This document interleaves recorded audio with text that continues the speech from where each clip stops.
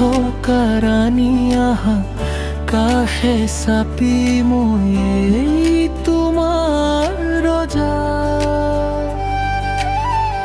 শুনে দেখিবৰ পোনে শুনিব তুমি ই মোৰ জুনিবন সপোনৰ হয় অহা জীৱন কিয় বাৰে বাৰে কৰি ধন্দি গাঁও গাঁৱলীয়া ডেকা মইনো বুজো মইনো শোনো জীৱন আছে কাৰ বাবে ৰৈ আজি শুনিব কোনে দেখিব কোনে দিব নিজক চিনাকি